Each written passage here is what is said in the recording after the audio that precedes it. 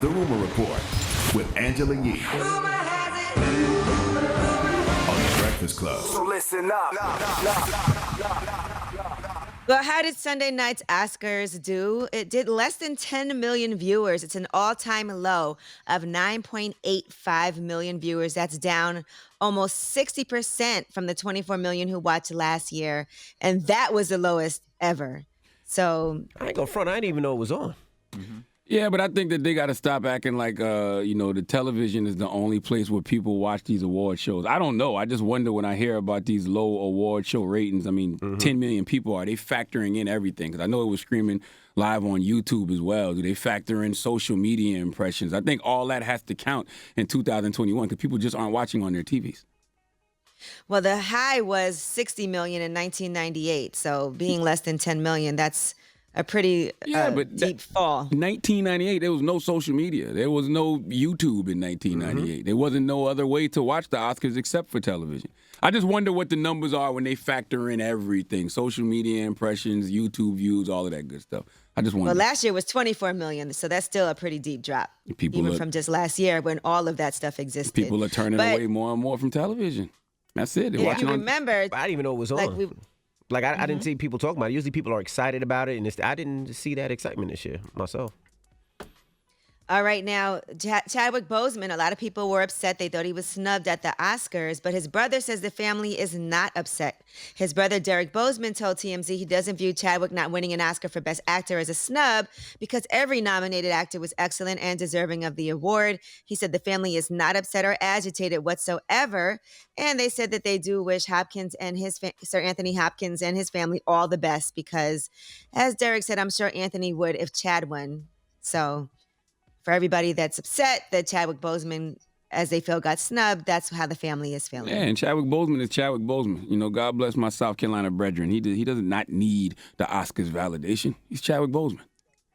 All right, a member of the Hollywood Foreign Press Association, in the meantime, was on Twitter apologizing yesterday and explaining to people who thought that she mistook Daniel Kaluuya with another black actor, trying to say that she thought he was Leslie Odom Jr. People felt like that because of the question that she asked him. Listen to this. What it meant for you to be directed by Regina, what this means for you at this time with the world in the state that it's in.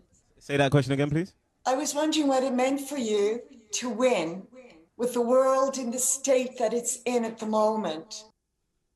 Now, that was South African journalist Margaret Gardner, and people were saying, okay, did she get him confused with Leslie Odom Jr. because Regina King directed Best One Night in Miami?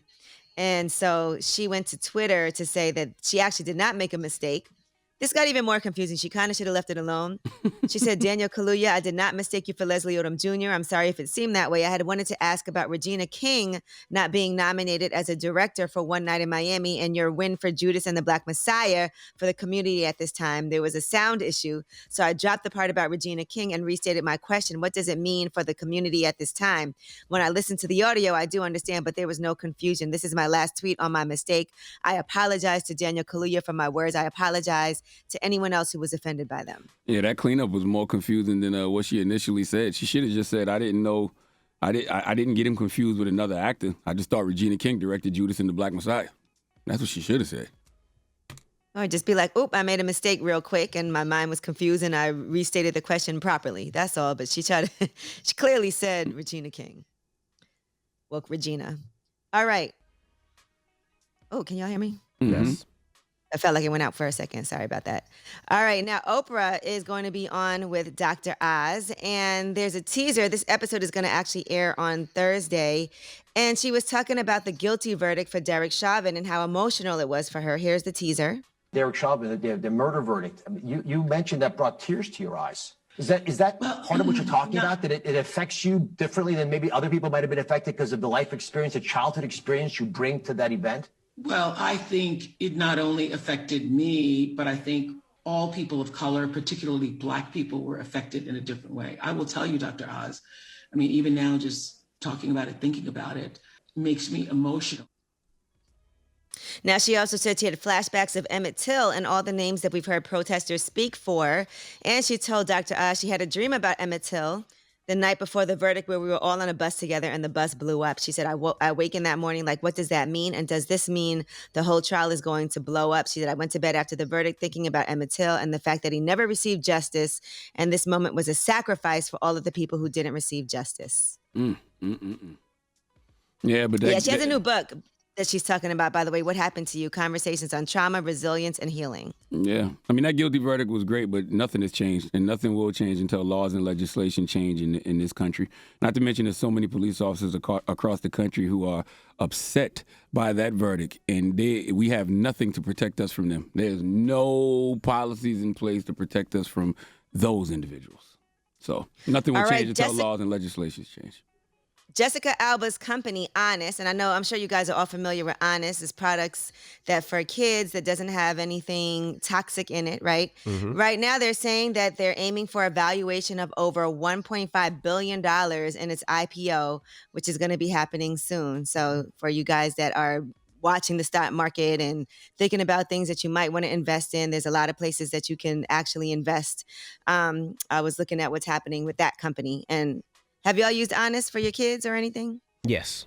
What, the Pampers, drinks. The products? Well, the box drinks. Yeah. I use the box drinks. Oh, I know Honest, the products like the diapers and the wipes and stuff like that. Mm-hmm. Yeah, my wife has a closet full of that. Mm-hmm. And that's Jessica Alba's company. So they're about to do an IPO. So if you use products like that, we always talk about investing. A lot of people like to invest in products that they actually use and believe in. Man, that would have been real dope if you'd have told us that not off the air, and let us go, invest and then tell everybody else. You still can. It actually helps when more people invest. Okay. All right, now Kanye Sneaker, since we're talking about money, a pair of prototype Nikes worn by Kanye during his performances of Hey Mama and Stronger at the Grammys in 2008 has sold for $1.8 million. Why? In a private sale. Why? Why? That's the highest publicly recorded price for a sneaker sale and the first pair of sneakers to get over $1 million. Why? Why would you spend over $1 million on almost $2 million on a pair of sneakers? The same reason why people are spending all those money on NFTs. I just never. $1.8 million for a pair of sneakers that you probably can't wear because they're probably so old they would fall apart. So you just got to look at them. What's the point of them? Seriously, why people buy those things? Seriously. First one, prototype. It's one of a kind. Like maybe you think it'll be worth something. Maybe you look at it as art. Why I don't people know. buy the first, Mac. Is it for? Maybe it's for the DNA. Maybe it's some of Kanye's West DNA still in the shoe. It's art. Yeah, I guess it is art. Yeah. It's a moment in history. Congratulations. I wonder if that's going to appreciate in value. I don't think so. I think so. His first sneaker ever that he designed? Yeah, I think so. Especially with the success of Yeezy. Yeah, absolutely. It's a Nike? Yeah, Nike. Nike, yeah. Yeah, it's the Nikes. It's the only one. It's a prototype. Yeah, so. I think it will. It's a one of one. I got the Kanye's that he did with Adidas. The first one's still in the box. Are they worth $2 million too? No. The ones that look like a paper mache project, the big gray ones? No. They're You're not the only million? ones with them. These would be the only ones, a prototype, a one of one, and they're the Nikes. They're a couple grand. People didn't get a chance. Yeah, it's worth a couple grand though. Ain't worth no 1.8 million. Nowhere near. That's a big difference. The ones that he bought ain't worth 1.8 million. He just paid that for it. My goodness. Might be. All right, well, that is your rumor report. All right, we got front page news next. What are we talking about? Yes, the FDA is talking about banning menthol cigarettes this week. All right, we'll get to that next. It's The Breakfast Club. Good morning.